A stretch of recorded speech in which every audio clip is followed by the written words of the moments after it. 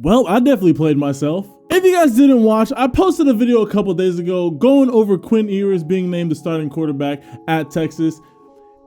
I had some pretty bad takes on that video. And you know you have bad takes on a video when you have another content creator have to call you out on those mistakes. My guy Steven over at Fanatic Perspective put together a thorough and fully comprehensive video absolutely tearing apart my take on Quinn Ewers. And the toughest part is he didn't miss. And you know, I'm not too big to admit when I'm wrong, so I thought that the best way to handle all this is to go to the guy who's calling you out firsthand. So I'm about to show you guys a great conversation that me and Steven had, just going over just the whole video, going over Quinn Ewers at Texas, really getting in depth on a lot of really great topics. So first and foremost, go subscribe to my guy, Fanatic Perspective. First link in the description. It's also going to be up in this corner right here. So go subscribe to him. Go leave a like on his video and also go comment down below that I sent you over there. And yeah, let's get into this video. Alrighty, everybody. So I think most of the people who've seen my Quinn Ewers video have probably seen this man that's next to me. He got me.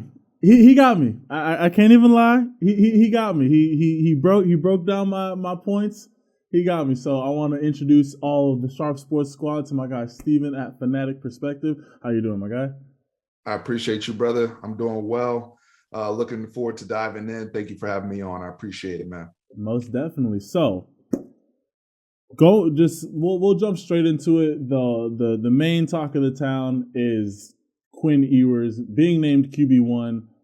I personally had as you debunked, a not complete argument about Quinn Ewers. And looking back at the video, especially watching your video and then going back and looking at it, a lot of the criticisms that I had were not all focused at him.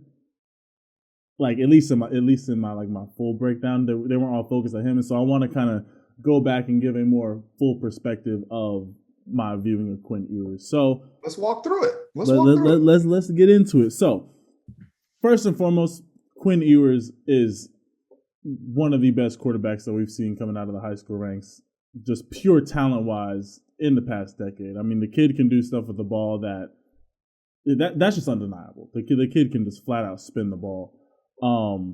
Deep ball, which we all know Coach Sark loves to throw. He can make that throw. The main reason why I had this very critical taking of Quinn is more so, yes, were there some things that I saw that I would like to see him have improved on with this being his second year in a college system. Yeah, it's more so I'm tired of seeing quarterbacks being pushed too early and it ruining their development later on.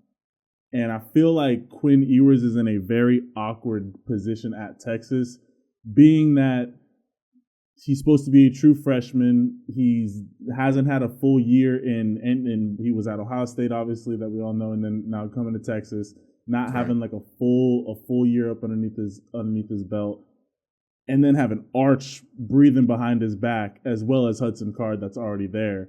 What are your thoughts on just the position that Quinn Ewers is in right now, as far as just the quarterbacks that are there now, and then obviously with Arch coming around?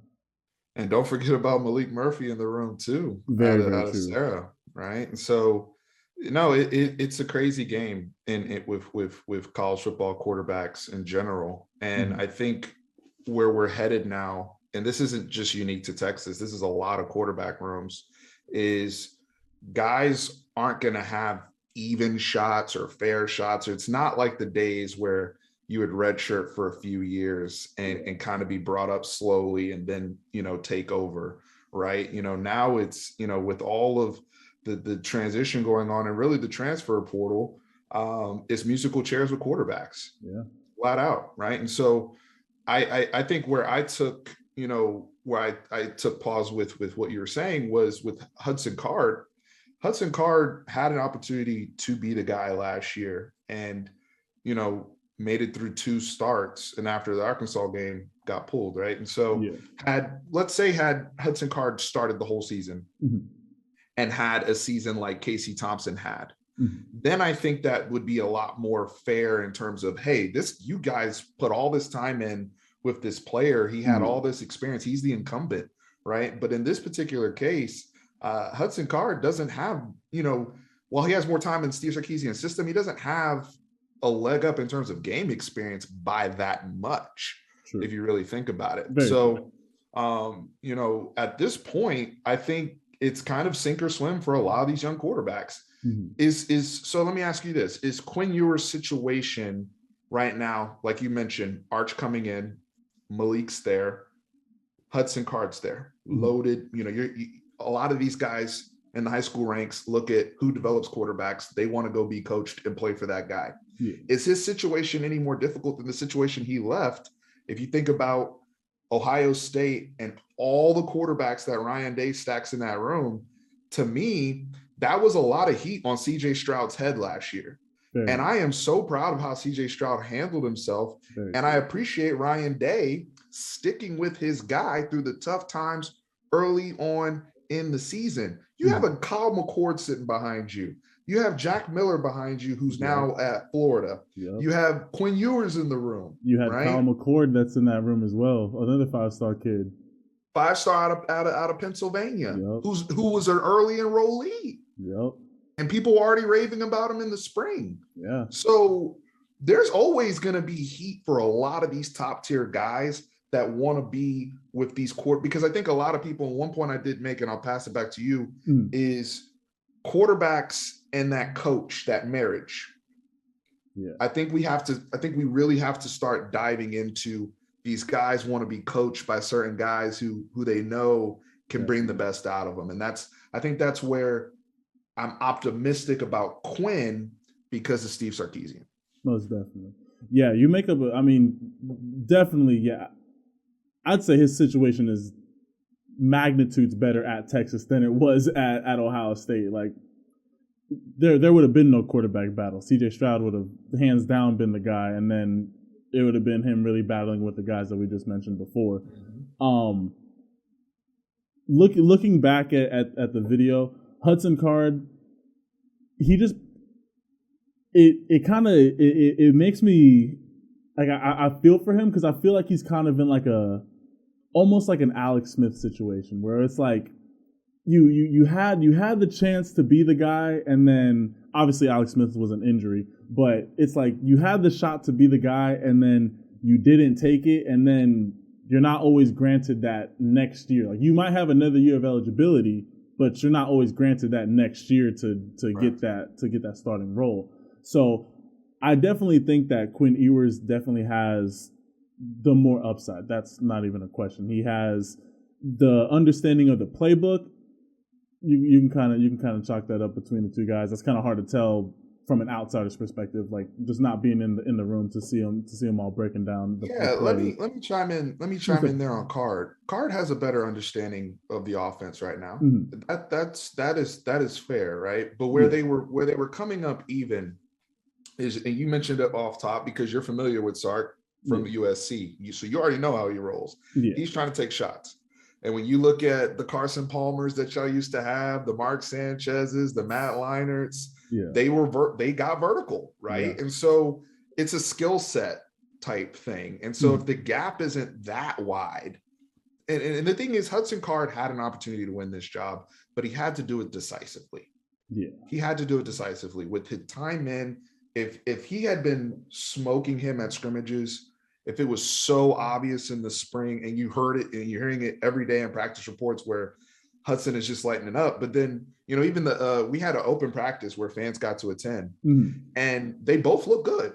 But it's one of those things where if like they both look good, I'm gonna go with was the open practice after the spring game? Yes. So open practice was actually last week. Okay. Oh, shoot. Okay. Yeah, they had an open practice last week. Which is rare at Texas, by the way. We don't normally let people behind the like Bill Belichick. Nobody coming in here. So definitely. So yeah, with Hudson Card having the better understanding, going back to my earlier point, and also to address your point with the quarterback and the coaching marriage, giving that player time. my biggest thing, because it was something that really affected my game, is the confidence, and especially at the quarterback position, with how much pressure is on Quinn by himself, teammates, whoever, everybody and nobody at the same time. I'm a very big proponent of keeping your quarterbacks mentally safe as long as you possibly can. I personally think if Quinn would have been in a situation kind of like how Caleb Williams was, where Caleb Williams is the guy, right, but we're gonna let Spencer go out there. We're gonna let him do his thing.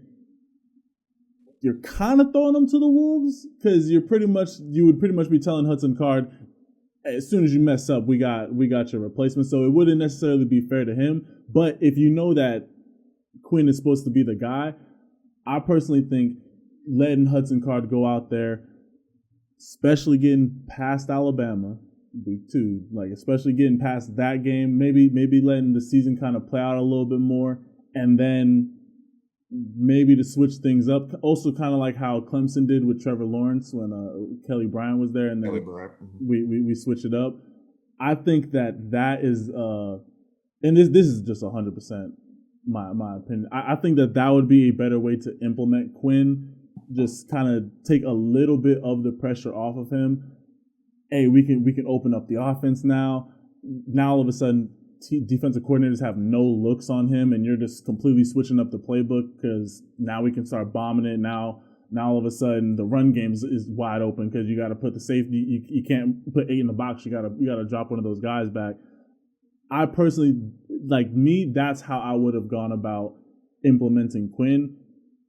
But also, you could just put him out there, and I mean, at the end of the day, it's going to be on the kid regardless. The first pick is going to kind of it's not 100% set in stone, but that first pick or that first 3 and out or that first couple series where things aren't going as hot as you would expect is good to see where we really see what Quinn Ewers is made of. So I think if you had gone with that point there, with those examples, then we're having maybe we're probably not even here talking to each other. Right? Also, it worked out like that. Also, with Ajay Hall not being on the team and Isaiah Nair being out. Ajay Hall's suspended. He's working. He's still around. Yeah. Okay. I just saw the suspension. Obviously, with what happened at Bama and then happening here, I thought it was a set in stone thing. But with 2 of your bigger playmakers on the offensive side of the ball, very fair. Plus learning a new system, plus being the greatest quarterback ever. It just seems like a lot to put on a kid's plate, and that's why I didn't do the best job, but I did try and mention at the end. This year might not be Quinn's year. Next year, I have very, very high hopes for him. Regardless of whatever happens this year, I think next year is going to be his year where he shines. But this year, I didn't do the best job explaining it before, but I really do. I'm big on just protecting quarterbacks, especially if it's young, just easing them in. I mean, you can even look at the NFL. Just the top tier guys are guys who sat and then went in, got the full understanding of the offense, and then they get to go out there and show everybody what they can do. So that's just personally how I would have implemented Quinn. Yeah, I totally understand where you're coming from, because the development of quarterbacks and how you handle quarterbacks is subjective.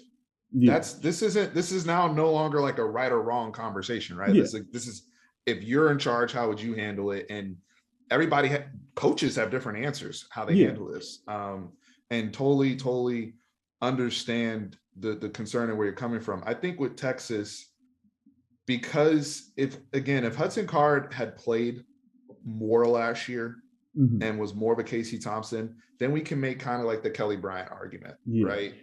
Where Kelly Bryant to me earned the right to at least start this season. He did take Clemson. I mean, he was the I won't say he took Clemson, but he was the quarterback of the Clemson team that made the playoffs. That made the college football playoffs. Most definitely.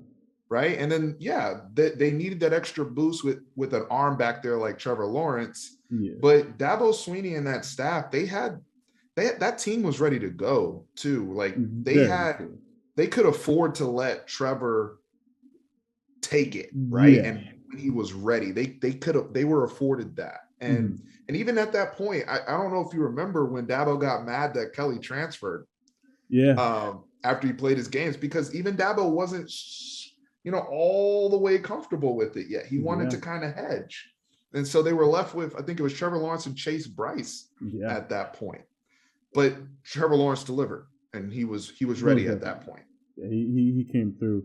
So so now let's transition to the real evaluation of Quinn Ewers. The not the headliney thing, not the half complete story that I gave. Let's give an actual breakdown, especially like this is the real reason. Well, there's a couple reasons. First off, you made a great video, so I had to get you on here. But also you being having more eyes, having a more understanding of Quinn, being able to see him more. I did want to get your more expert take on it. So to me, seeing what Quinn looked like, obviously in high school, and then seeing what he looked like in the spring game, the number one thing my number one takeaway that I really wanted to see Quinn improve on was his footwork. He didn't seem very comfortable on the deep ball, like that deep post. Yeah, he was able to step into it and just let it go, and he looked like Quinn Ewers. But on some of the more touchy passes, like 25 yards and in, sometimes he gets a little arm happy where he's just more trying to aim the ball rather than planting his feet, getting the whole mechanics from his base through his arm. That's where I really want to see him take more control, not just being the arm, but being the full quarterback in his throwing motion. What about you? So I think that's a fair point. And part of it, and this isn't to make excuses, because I think one of the common things you see first off with big arm guys is that they don't have to always be mechanically sound. And that's why I brought up, Mahomes at Tech. I mean, he was doing it constantly, but he would still be able to, didn't matter. It didn't matter, right? But at that level, but it needed to get fixed when he got to the NFL. I mean, you saw last season with Mahomes, I'm sorry to sidetrack, but when his mechanics got a little shaky, all of a sudden he started throwing some picks. And so they had to rein him back in. And by the end of the season, he was Mahomes again. So with Quinn, not to make excuses, but his junior year of high school, he had a pretty bad groin injury. And so he wasn't as mobile, with the lower body issue, and really was more comfortable just from a pain standpoint throwing off his back foot. Now, because he got away with it and was still looking good, now you do run into some of the things that do need to be fixed. And there were moments in the spring game, you're absolutely right, where mechanically he's not sound in his base and his feet. But I do think those are also things of rust. As well, right? Because we know he didn't play his senior year, and we know he was kind of in transition at Ohio State. I think if there is something for the folks that, because there's people that agree with the outcome that you got to, which is, hey, this isn't the best option for Texas. That's fine, right? But if your argument is, hey, I don't think he's the best option because he hasn't been hit. When's the last time he got tackled, right? And so now it's like, if we're talking about rust and things of that sort, that is a concern of mine, right? I'm not, I'm a Quinn Ewers fan, but I'm not unrealistic, I definitely, that's like, and that now that I'm actually able to kind of talk this more out, that's what I was trying to get to. I just did a poor job of wording it. But that was the path that I was trying to get to, is just like, this kid has all of this expectation on his plate, and with the rust, with the quarterback battle, having to learn the offense, even moving. I mean, you're moving back home, but I mean, going Ohio State and then back, like, you're having to unlearn a lot. Sometimes that's even harder than having to learn it. You're used to calling a slant this thing, and now you got to call it this over here. That's also where having Coach Sark there, we know he knows what to do with quarterbacks. So I'm not too worried necessarily about how the coaching staff is implementing the whole playbook. It's just more so with that Alabama game being the second game of the year, with him having to get the rust, like just getting hit, seeing live, just feeling the pressure. Are you able to step up into the pocket, or are you going to constantly be trying to roll out? And then I actually didn't even know about the growing injury. Like just all of those things. That's where I think Hudson Card maybe in the first half of the year would have been the better choice. But I mean, that's the biggest thing with this new transfer portal and just with the new college football that we're in. You could just move. You could just go kind of wherever you want. It's just like, all right, if it didn't work out here, all right, I'm gonna go over here. If it doesn't work out over here, I'm gonna go over here. So there's like with Quinn Ewers, there's just so many question marks heading into the season that it's almost like, all right, you can have like your discussions about it, but at the end of the day, you kind of just have to wait and see what's actually going to happen. Hey, Sharpe, can I make this point? Yeah. SharpeSports. I really appreciate your explanation of the mental piece. I think that is something that we in the content creation community, sports media, we do not talk about the mental aspect enough. That's something you very well understand as a former collegiate athlete and someone that's been involved on the other side of things. And so it's really interesting to hear your insights, because as a fan, we can lose sight of that. Yeah. And let me present a little counterpoint here. You're worried about Ewers' mental and all that as a new quarterback, which is more than fair. Very, very fair, right? I'm worried about Hudson Cards, because last season he was made the scapegoat for Arkansas. Now, he didn't play well. He was terrible in that game. Everybody knows that. But after Arkansas, he was the only person at the time that lost their job. True. They put Casey Thompson in. Next thing you know, the team's 4-1 heading into OU. So I don't know if it's necessarily fair if you're Hudson Card. Like, what message are you sending to him if he gets put out there again to be the sacrificial lamb for Bama? Then it's like, true. To me, I'm also like, hey, whereas Quinn Ewers, I feel like the expectations are like, hey man, let's just see what you can do, bro. Just go out there, play loose, spin it. You're going against Saban. It's a litmus test, right? But with Hudson Card going through what he went through last year, I'd rather have that guy stay engaged. You're one play away. Quinn Ewers has had injury problems. So you literally could be right back out here. I need you to be ready to go and be stronger mentally when he steps in. That's my only thing. But I really, really appreciate the emphasis that you're putting on the mental. No, that I 100% agree with. 100% agree with that take. It's funny because like as I was really like thinking about it, I was like, you can't be saying all this stuff, but then also be the problem. I was like, all right, Marcus, like you can't be a hypocrite on this. Like you can't be like, oh, I care about his mental health. He's trash. And so I was like, all right, I have to clean this up. Like I did not do my due diligence with just all of that. But at the end of the day, especially now with this league that we're in, it's a business at the end of the day. Business decisions are going to have to be made, and feelings aren't always on the most important thing when those business decisions are being made. So I still stick with, I would have put Hudson Card out there, seen if he could have went out there. That's just how I would have implemented it. But with how you're saying of, hey, you're one play away, and then we're just gonna let him do his thing, I 100% agree and understand that side as well.